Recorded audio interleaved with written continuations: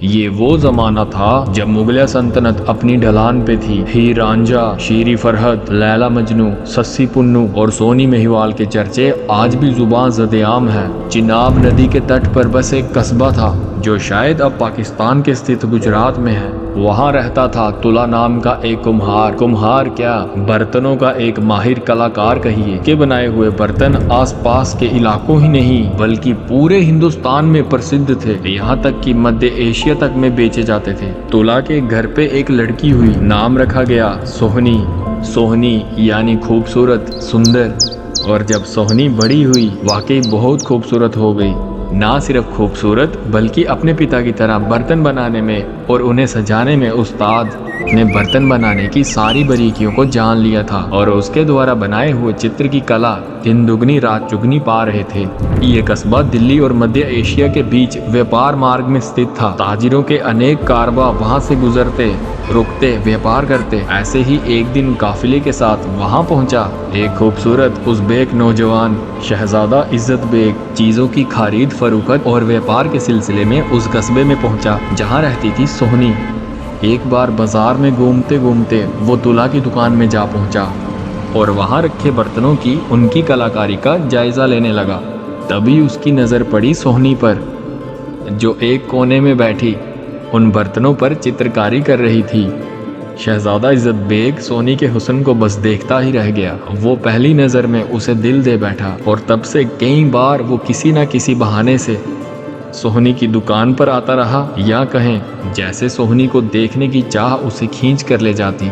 और फिर उस काफिले की रुखसती का दिन आ गया। इन शहजादा इज्जत बेग अब ये समझ चुका था अब सोहनी की एक झलक के बिना उसका गुजारा मुमकिन नहीं। कारवा रवाना हो गया और इज्जत बेग वहीं रह गया।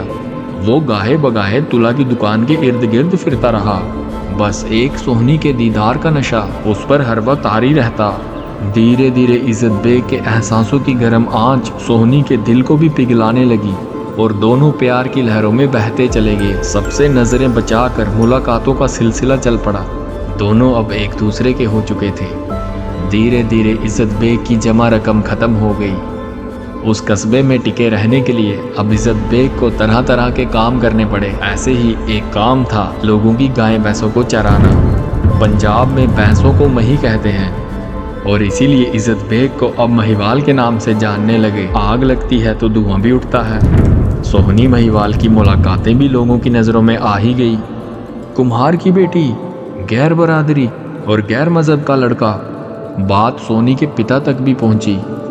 रातों रात माता पिता ने उसकी शादी का फैसला किया और सोहनी का ब्याह नदी पार दूसरे किसी कुम्हार के बेटे से करवा दिया। महिवाल के इश्क की तो दुनिया उजड़ गई। उसने हर सूरत अपनी मोहब्बत को ढूंढा पर उसका पता पाने में नाकाम रहा। दर्द की इंतहा इस कदर हुई कि वो कस्बा छोड़कर, दुनियादारी छोड़कर फकीर हो गया। सोहनी की तलाश में मारा मारा फिरता रहा। आखिरकार उसने एक दिन अपना खोया हुआ प्यार ढूंढ ही लिया। भिखारी के बेस में वो सोहनी के दर पर भी जा पहुंचा। सोहनी भला कैसे महिवाल को भूल सकती थी। दोनों रूहें मचल उठी। मोहब्बत ही जिनकी दुनिया हो उन्हें भला दुनिया की क्या परवाह। अब नदी पार दूसरे गांव में महिवाल ने अपना ठिकाना बना लिया और सोहनी सब लोग लाश ताक पर रखकर अंधेरे में उसके पास जाया करती थी। कैसे मिट्टी के घड़े को अपने सीने से लपेटे हुए नदी की तेज लहरों को वो तैर के पार करती और फिर नदी के किनारे सोनी महिवाल प्यार के हसीन पलों को जिया करते। पर प्यार की हस्ती बड़ी नाजुक होती है और ज़माने की एक नज़र उसे मिटा देती है। एक रात सोहनी की ननंद ने सब कुछ देख लिया। दुनियादारी का ख्याल, ज़माने का खौफ, परिवार की इज्जत, इस सब के सामने सोहनी की ये गुस्ताखियाँ बहुत ज़्यादा थी। अगले दिन सोहनी की ननंद ने पक्की मिट्टी के घड़े को उठाकर कच्ची मिट्टी का घड़ा रख दिया। बला की तूफानी रात थी। सोहनी अपने महिवाल से मिलने चल पड़ी। नदी में पानी बहुत ज़्यादा चढ़ गया था। सोहनी घड़ा लेकर नदी में कूद पड़ी। जल्द ही पानी की तूफानी लहरों ने उसे घेर लिया।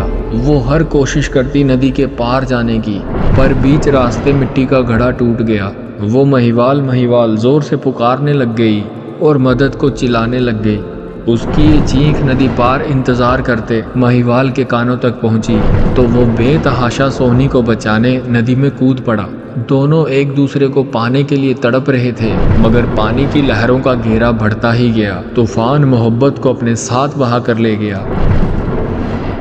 पाकिस्तान से 70 किलोमीटर की दूरी पर शहदपुर में सिंध नदी के किनारे वहां के लोगों ने सोनी महिवाल की डेड बॉडी को निकाला और उनको वहां पर दफनाया गया। प्यार में यकीन करने वाले लोग आज भी उन पे यकीन रखते हैं। आज भले ही सोनी महिवाल इस दुनिया में हमारे बीच नहीं है, पर उनकी अमर मोहब्बत आज भी जिंदा है।